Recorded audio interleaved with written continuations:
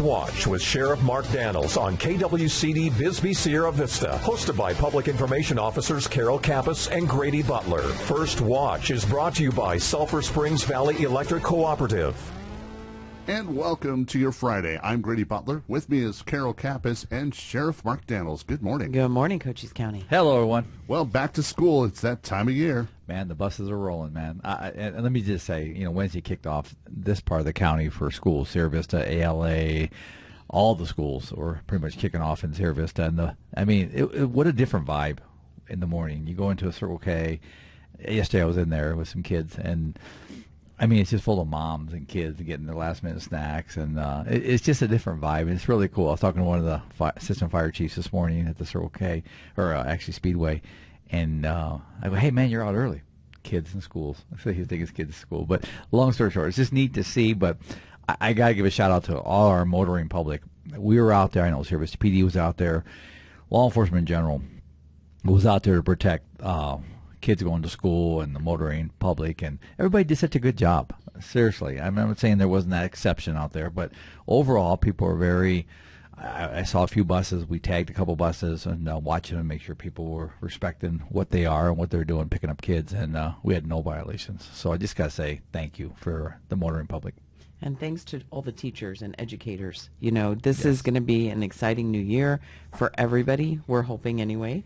And congratulations to the teachers for being able to pull it all together at the end of their summer and get their rooms set up and get ready to start another year. I can't say enough about our educators that go out there and truly build the future in communities. I don't care if it's in Cochise County all the way back to the east, west, north, south. At the end of the day, those educators are the ones educating our young ones, inspiring them, and making them the future. And so thank you to all our educators. I echo that. And you also got to escort somebody to school. I did. And so several years back, 4 or 5 years, what it's been, a little girl named Ashlyn from Huachuca Mountain School had won some kind of prize for the sheriff to take her to school.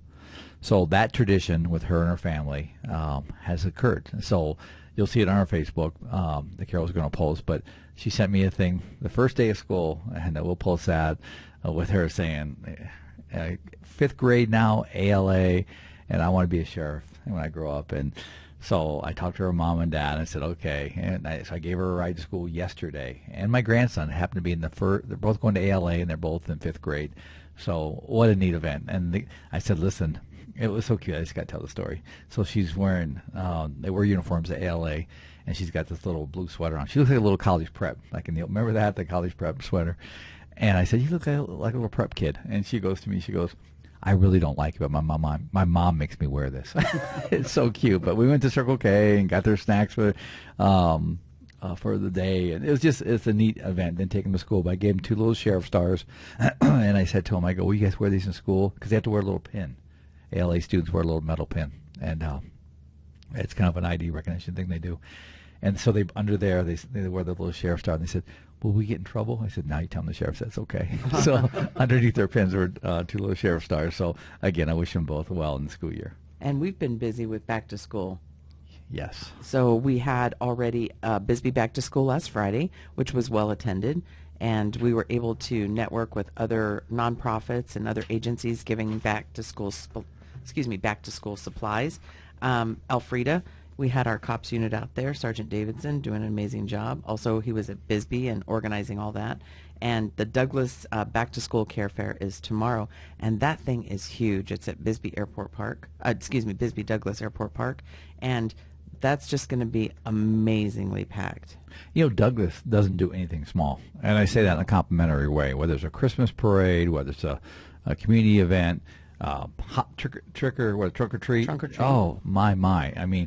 So again, I'm not surprised. And when I go down there for the events, it's always packed. And they'll take all the candy, they'll take all the supplies, but that's great. That means it's working, and I like that. But yeah, kudos to all my outreach team, Sergeant Davis, and all my staff, because we support this 100%. And that's part of the policing program. Service PD's got theirs kicking off with their reptile.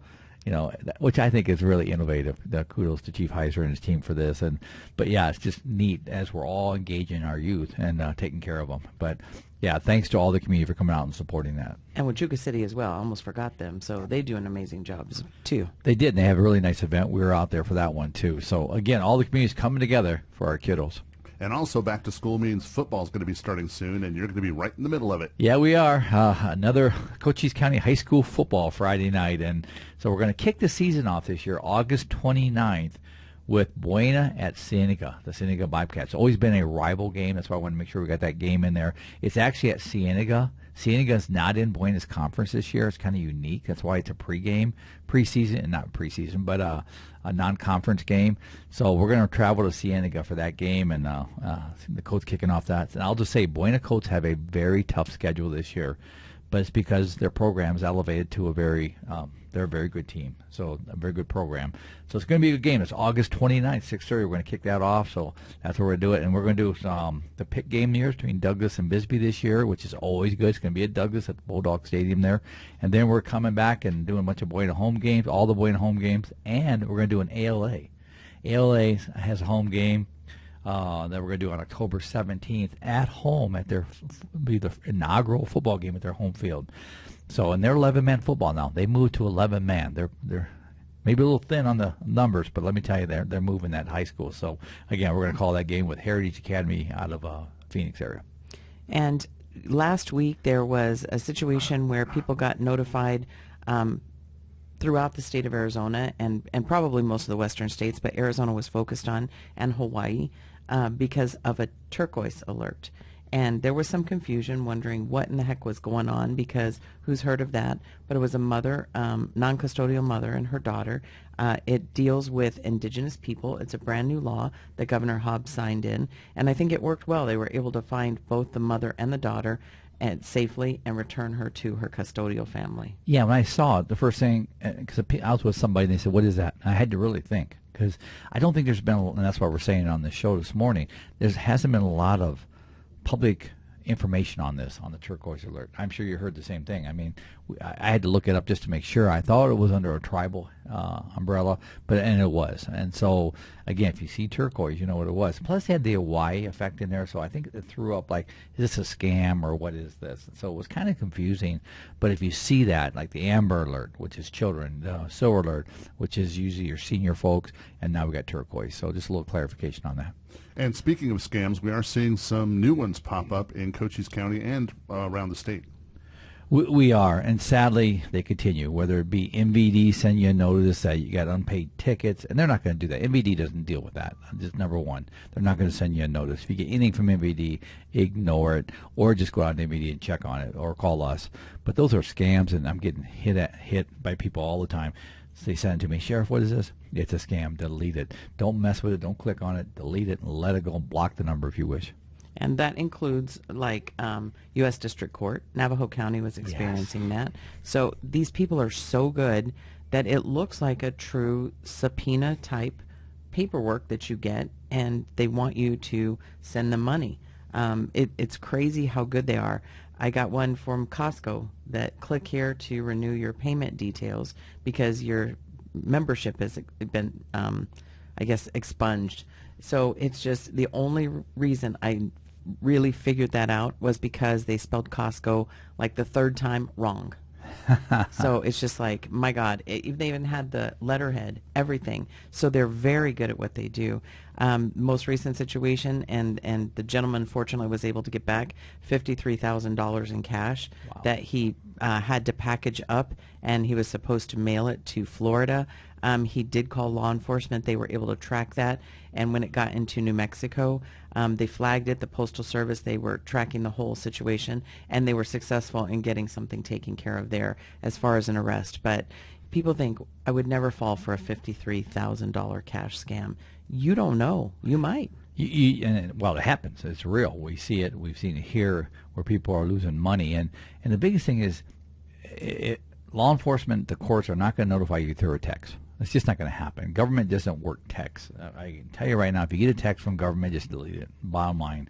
And if it's just not going to happen. They're going to say, hey, you're wanted. You got to pay this. No. But people fall for it. Or the loved ones in jail and stuff. And all the stuff we've dealt with over over the last few years, and it continues to get worse. But what always amazes me, and you can go to YouTube, we were just talking about this during the pre-show here, is the fact that you can go to YouTube and you got these IT gurus that are very good at what they do, and they break into the scammers' computers. They delete all their content on there. You can see all the accounts they've stole from people, on, and they're shutting these people down. But they're doing this because they have a personal passion to make this wrong or right. Where's our federal government in this? And I'm going to ask this question. I'm going to push this. Why are we not doing more to do that? You got elderly, you got people being scammed every day in this country. It's got to be $1 billion market of scamming. Why are we not prioritizing this? Enough is enough. And they're sitting in their little shacks, ripping this country off right and left. But if an individual can do it, I would get a hold of these people that are that good. I can't imagine the federal government doesn't have those people that are that good either, that say, hey, we're going to make a task force. We're going after them. We're going to go after them. Because people say, well, it's a victimless crime, and the fact that you're not hurting anybody. Well, you are. You're taking somebody's life savings, their retirements, their livelihood away from them. What do you mean you're not hurting them? And then you hear the fact that, and most local law enforcement people ask all the time, we don't have the resources or sometimes the jurisdiction to deal with somebody in India or wherever they may be doing these. And they're usually in third world countries, I hate to say it, that are doing this, but they're making fortunes. But you see them, I encourage you, go to YouTube and put scammers busted, things like that, where you can actually see the scammers working in the room. They get into their cameras and they watch them. And, well, if you can do that, why are we not shutting them down? Let's be real. We should use our influence in this country, in this world, and start making a difference. So I'm going to push that a little bit in my appointment at HSAC, Homeland Security Advisory Council, and say, why are we not prioritizing that? And I'm going to say, well, we got drugs. That's all true. But we have an epidemic with these scams. Well, let's talk about booking photos, also known as mugshots. They're becoming controversial, but there's also some legal things that we need to let people know why we're not posting them. Yeah, it's frustrating. Our hands are tied, and Carol knows better than this because she oversees this. And the fact that there's a case law, the Ninth Circuit Court, that we cannot post them. Innocent until proven guilty is pretty much the thought behind that. But the reality is people get mad at us, like we're holding back. Listen, you go put a gun in somebody's face, like we're going to talk about here in a minute, or you violate or you murder somebody and we arrest you. I don't see a problem with it, but the courts do, and we fall under court guidelines. We're part of the criminal justice system, and once they have a circuit ruling saying stop it, what do you want us to do? Then we get into a lawsuit where somebody gets arrested, and then they sue us. We're going to lose. We know we're going to lose. So why just give your money away as taxpayers? Because we got to be conservatively, financially smart, good stewards of your money, however you want to look at it. And if we know it's wrong, we can't break the rules. I'm sorry, we're not going to. But it's frustrating. I want to release those photos, but I can't. Carol, you want to add to that? Yeah, so it's Houston versus Maricopa County, and it's pre-adjudicated defendants, just like you said, innocent until actually convicted, proven guilty.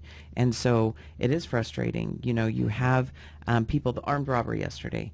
We posted information about an armed robbery that occurred off of Bevers, and 2 people were arrested. We can't release their name, and that's another thing, How come you can't give us their name? Well, because it's part of the whole same process.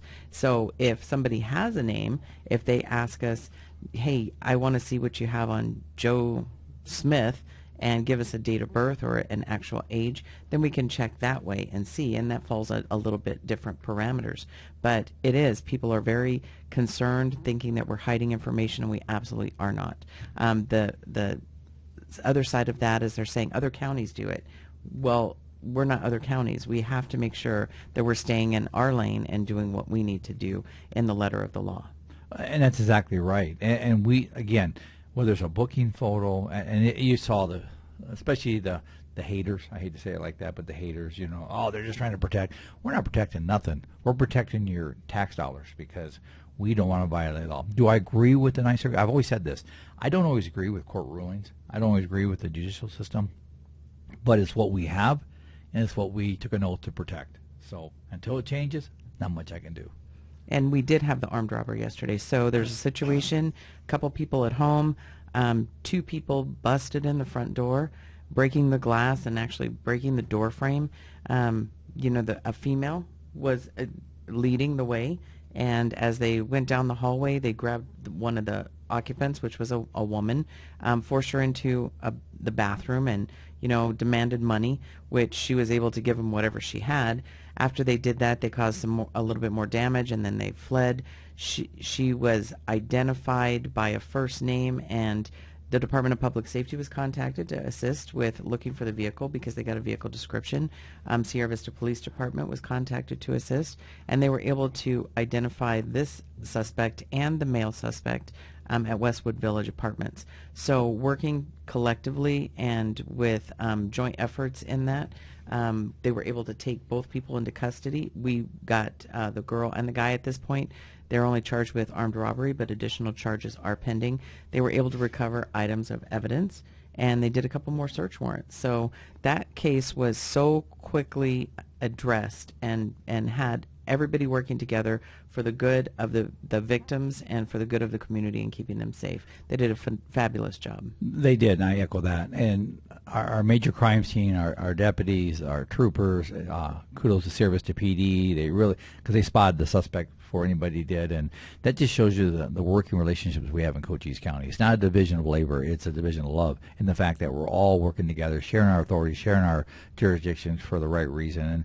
And I know I saw some things on social media last night when this came out, and we were tracking this, looking for the suspects that a lot of violent crime. Well, yes and no. Yeah, we've had some unusual behaviors with these. It's a home invasion too. They went in the house with guns, like we had a few weeks ago. But what's most important is the fact that there's consequences. We catch you, and we are. There's nobody getting away with this. And Lori Zuko, County Attorney's Office, I met with her this week, by the way.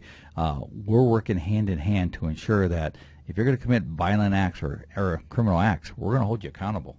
And so the public, I hope they're seeing that. I know the kudos were out there on the social media last night. But most important is we don't turn a blind eye to criminals, especially violent ones like that. If you break into somebody's house, first of all, I want to hit on this too.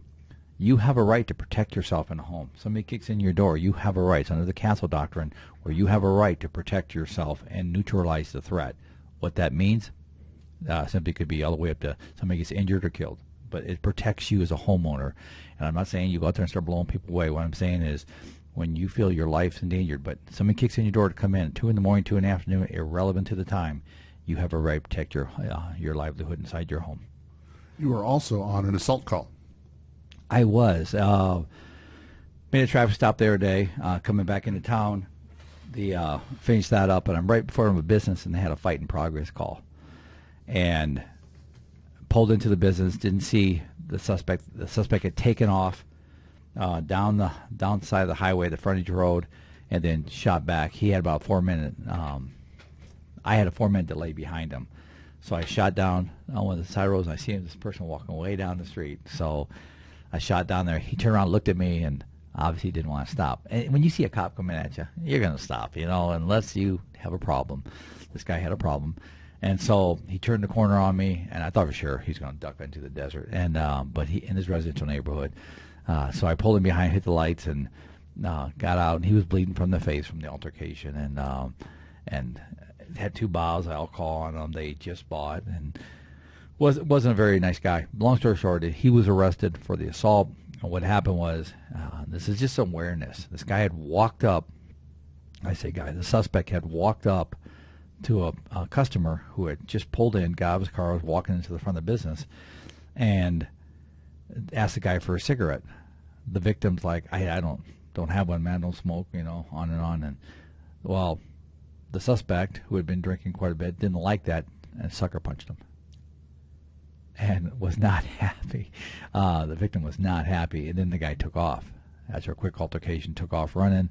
Call came in for us, and that's how we got involved. But I got to get, the victim was frustrated, and anybody would. I mean, you got your car after work, you got to go in this business and grab stuff for you at home, and then you get sucker punched by an idiot. Well, long story short is, and by the way, the whole time we got the guy in custody, the suspect, and we had him back at the business, and we're finishing up the investigation, and the whole time he's like, staring at me like, I'm just going to look at him and say, man, it just amazes me. It's like, wow, you come and you sucker punch somebody, and then you're trying to eye gaze on all the cops. It's like, okay, God, that's nice. But the victim had made a comment. He like, anything else we can do for you, sir? When we finish up the investigation, and we're charging this guy, taking him to jail. Just give me 2 minutes with him. and I know we'd never allow that, or he probably doesn't mean that in a serious way. Maybe he does. But at the end of the day, you can feel his frustration. You really can. And that's why we want to make sure that we're applying the proper justice. This wasn't a cite and release. You're going to jail. That's a people crime right there. So interesting, but it's happening. I mean, truly, it's happening. We had another one just similar to that, just a couple days before that. All I'm trying to say to you is be careful out there when you're walking in public. You never know what's going to confront you in a parking lot. We tell these stories every Friday, and we'll tell you more as it goes. We have a lot of these stories, more than we should want to share. But unfortunately, it's real, and we want to make sure we're sharing them with you. Another thing going on out there is monsoon. Man, mowing yards is like not a pastime anymore. It's a requirement, right? Oh, I love it. It's therapy, Carol. Yeah, That's and therapy. you do it several times a week. But it's okay. People just need to make sure that they're being careful. We posted several road closures in and around the Sierra Vista area and near Elfrida McNeil last week, and we haven't seen that level yet, but somebody did post yesterday that the water was running pretty good on Mosen Road, so please be careful.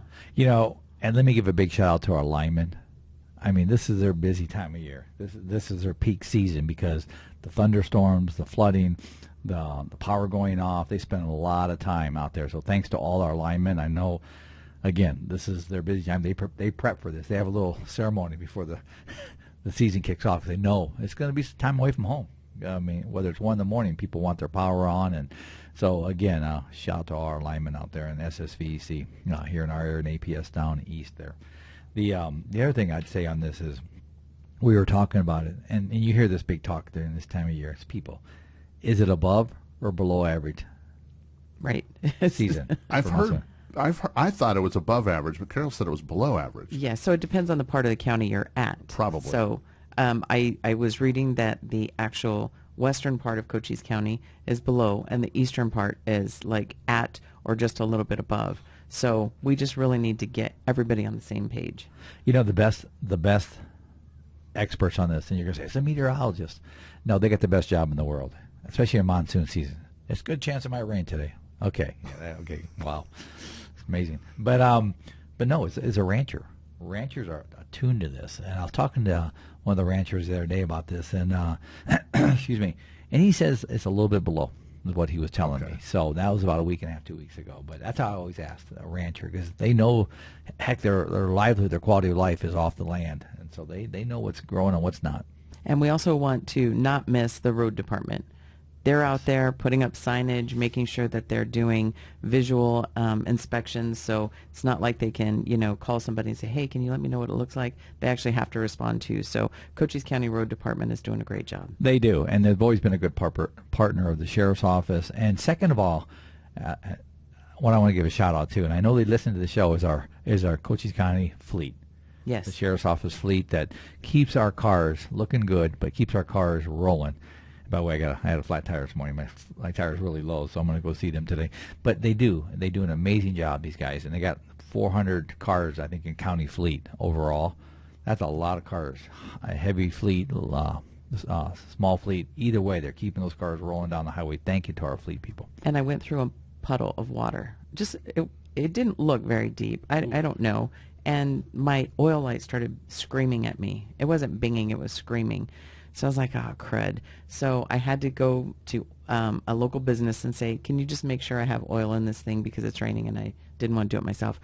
So they said, yeah, you do, but it was still screaming. So I did have to call Fleet. And I'm like, oh, my God, not you again. No, I hope they didn't say that. But then they said, okay, here's what you need to do. Check this, check that. And they actually called me back, like an hour and a half later saying, if you have any problems, we can come get it now. We can do whatever we need to do. So again, after hours, they're still making phone calls, making sure they keep our people safe. So you're absolutely correct. Thank you to everybody over there. Yeah, you always look at whether it's SSVEC, Southwest Gas, all the different organizations out there.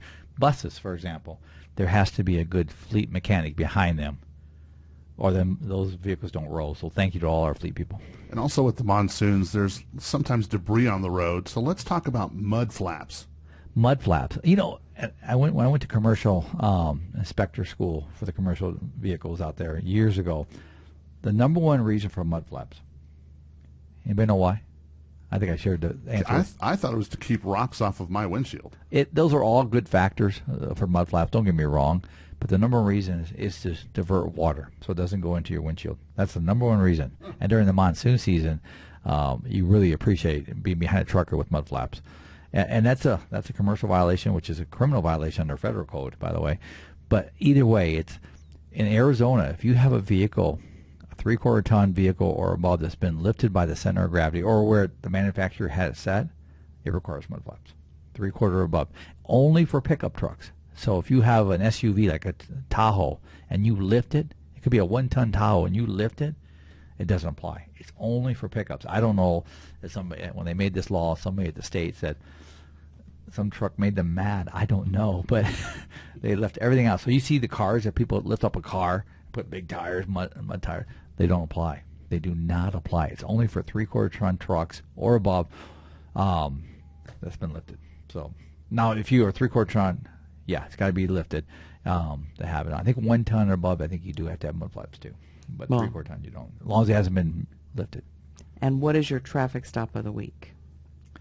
Traffic stop of the week is this, and we're seeing so much of it. And I remember when Arizona went from handing out paper plates instead of giving you the plate right there. It was such a nice thing to walk into MVD and say, "Hey, I just bought this car, or I'm going to register this car," and they gave you the plate right there. They don't do that anymore. They give you a paper plate, or you can print it online and do it online. End of the day, I'll say this to you is, if you're running with a paper plate, it's got to be visible. It should be in the box where it was designated to be. A lot of people stick them. Stopped the car the other day, and there was no plate. There was nothing. The paper plate was laying on the back deck. Well, how are you supposed to read that? I mean, and then you got the wind and everything else, and so and you can see where tape was there like 3 different times. When I walked up to him, he asked why I stopped him. I said, "You got no plate on this car. What's laying in the back deck?" That's all nice. And I want to see it's registered. That's the biggest hurdle. But second of all, you got to properly display it where it's legible. And a lot of those, especially if you have tinted windows on the back, if you get stopped, don't be offended. It's that we can't read them, especially if you're going to stick them back there. They need to be legible in the designated box, and a lot of people don't do that. So I'm just sharing that with you because people get frustrated when you stop them. We get frustrated when we can't read them because we're trying to protect that asset and enforce the law. So if your car's stolen, and we stop it because they have registration on it, and we get it back to you, you're going to be very happy. And that's part of what we do, too. So please, just make sure you have a legible plate. Last on that, I'll say this to you. We're seeing a lot of this. The plates weren't made like they were 10 years ago. They're cheap. No offense to our ADOT people, but they're cheap. And so they fade quick. You've seen around, they look like aluminum tag on the can on the back where you can't read nothing. That's your responsibility to make sure you get that plate updated and get a new plate on it. And to go out and say this plate is no longer legible, get a new one, and they'll just give you a new one on that. But at the end of the day, you have to have a legible plate. You can't say it's not my problem. Well, it is, because it's a privilege to drive in our state. Well, Sheriff Mark Daniels, we thank you for coming and talking to us today. Thank you, Grady. Thank you, Carol. Everybody be safe. Watch out for those kiddos. Take care.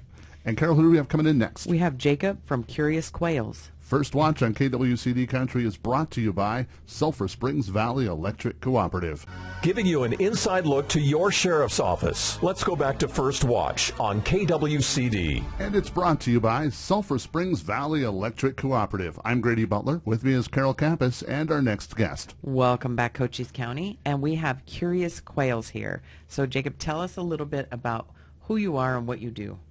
Good morning. Yeah, thank you guys for having me back on here. My name is Jacob Salcido. I am with the University of Arizona Cooperative Extension and AZ Health Zone SNAP Ed team. So through those two umbrellas, we have the Curious Quails Youth Nature Program, which has been around for about a year now. July marked a year for us. And basically, it's a free community program where we try to just bring these nature-themed events to local towns all around Cochise County, pretty much. So we'll have like nature-themed games, activity stations. We'll usually have like a community walk, and we invite different resource partners to come out to these different spaces around the county. So we will be having an event actually next week. and that will be in Palomino. Sorry if I jumped the gun on that. You're good. Keep going. Yeah, so we do these free community events, and our next one will be a week from tomorrow. That will be in Palominos at the Palominos Multi-Use Trail, which is right behind the elementary school. That's going to be from 9 to 10:30 a.m. And kind of like I just mentioned, we're going to have all kinds of different activities. We'll have nature bingo, the community walk, which is optional because it will be a little warm out there. We'll have a sensory station. We might have a rock painting station, and we're going to have a bunch of community partners, such as like the local co-op out in McNeil, Cochise County Health and Social Services, and other partners that will come and bring fun activities for anyone who comes out to participate. And so when a family and kids show up, kind of run us through the day. What's going to happen? Yeah, so when they show up, first we will greet them at our sign-in table, so they just look for the big canopy. We'll kind of explain, like, this is what's going to happen with the event. They get to spend probably about 30, 40 minutes just walking around, checking out all the tables, all of the activity stations, and then we'll say, okay, everyone who wants to, like, meet up over here, we're going to go on this big community walk. We're going to do some nature bingo. Anyone who doesn't want to do that, you're welcome to just keep exploring the stations, interact with partners. It's pretty much a self-led thing, very loosely structured. We just want to kind of have a space where everyone can have fun and explore nature together. And this is a question that I have, and Commander Bradshaw will appreciate this. Do you talk about flora and fauna? At a very simplified level, because this is an event that is tailored for young kids, although it is open to all youth and everyone in the community pretty much. But basically when we go on these walks, we'll be like, what kind of birds are we seeing? What kind of plants are we seeing? Do you guys see that flower? What color is it? Like, what is the texture of it? Do you think that's edible? You know, just very basic questions. Pretty much, and we just want to kind of spark that curiosity. All right, we're going to remind everybody about the dates and times when we're before we go. But first, let's talk about some future events. I know you've got some because you're all over the county. The next one's in Douglas, I believe. Yes, so we have one more event after this event in Palominos. That will be in September at the Douglas Williams House on G Avenue in Douglas. That will be the same time, 9 to 10:30 a.m. And beyond that, so through the AZ Health Zone program, we did recently lose our funding. So we are looking to hand this program off to community partners who might be interested, just because we believe, you know, it's a very beneficial program. We want the work to continue beyond us. So if anyone is interested, please reach out to us on our social media accounts. You could find us on Facebook, Instagram, just look up Curious Quails. Or you could reach out to me directly at jakes7@arizona.edu. All right, and throw out those web pages one more time before we get to the event. Sure thing. So on Instagram, you can find us at Cochise CQ, and on Facebook, you could just look up Curious Quails. All right, so if you want to find out more information about the program or if you're looking to take it over, that's how you get a hold of them. But go ahead and invite everybody out to your event one more time. That's next Saturday. So that will be a week from tomorrow at the Palominos Multi-Use Trail at 9 o'clock until 10:30 a.m. And we will see you there for a whole bunch of fun nature-themed activities. It is all free, and we just really want to spark that fun for everyone. Well, Jacob, we thank you for coming and talking to us today. We appreciate you. Thank you. And Carol, who do we have coming in next? We have Corporal Scott Borgstadt, Sierra Vista Police Department. First Watch on KWCD Country. It's brought to you by Sulphur Springs Valley Electric Cooperative. Giving you an inside look to your sheriff's office. Let's go back to First Watch on KWCD. And it's brought to you by Sulphur Springs Valley Electric Cooperative. I'm Grady Butler. With me is Carol Kappas and our next guest. Welcome back, Cochise County, and thank you so much, Corporal Scott Borgstadt, for being here. Good morning. So tell us a little bit about your latest and greatest issue that you're dealing with. Oh, well, yesterday and the day before, we started having several people come into the PD concerned because they received a text, allegedly, from the Arizona Department of Transportation Motor Vehicle Division, basically saying, hey, you got a ticket, and if you don't take care of it right now, there's going to be severe penalties. And, of course, they give you a link at the end of the text message that you're supposed to click on to take care of this thing. So we started looking at it, and this thing's really bad. The first thing that popped out to me was it says Arizona Department of Motor Vehicles, but then they abbreviate it DMV. Arizona doesn't have a DMV. I know it's semantics, but it's actually MVD. So that's the first thing that popped out to me. The next one, of course, I worked law enforcement for a long time. I know the Arizona codes, but it says per Arizona law, and then it goes 15C-16.003. There's no such Arizona law, starting with that. It always starts out, especially for traffic codes, ARS 28- whatever the code is. So I did a quick internet check, and all I typed in was that 15C-16.003, and it popped up, this is a scam. And, so do a little research, folks. Don't take these things for face value. Contact law enforcement. Have us come out to your house. Come by the PD. Let us take a look at it, and, we'll let you know whether or not it could be legit or a scam. The other thing is, don't trust the text messages. If you don't know exactly where it came from, call that place, that they claim to be, and find out about it. The other thing that I noticed was it doesn't say what your violation was or where it occurred. That's another red flag. We had a lady come in, I think it was last week, and she got a letter from California. And it was one of the photo enforcement citations that she got, and she wanted to know if it was legitimate. Well, the first thing the officer said, well, were you in California at that time? And she says, yeah. And she actually showed the letter to it, and it had a picture of her in her vehicle with the license plate, photo of the alleged violation. So that one was real. But hey, she checked into it, and that's great. We like seeing that. So be cautious. Don't trust these things that come across your phone or your computer. Check it out first. You don't have to act right now to get it taken care of or to find out whether or not it's legit. All right, and turning to something a little fun, you were recently on some social media posts doing interviews, and I totally enjoyed them, and I invite everybody to go watch them, but tell us what that was about. Yeah, that was fun. The Sierra Vista Community Theater, they're actually located in the Mall of Sierra Vista. They came to me and said, hey, we're doing the play Clue, like the board game Clue, and we would love for you to come and interview our main characters just as a police officer or a detective would, to try and figure out who done it and help develop their characters. And I got to tell you, every single one of these folks had their character down. It was a lot of fun. But yeah, we did interviews with each one of them. I did figure out who did it. I'm not going to give it away because you'll have to go to the play. And I believe it starts August 15th and runs through the end of the month. If you're interested, go to the Sierra Vista Community Theater website or Facebook page, and it shows you how to buy tickets.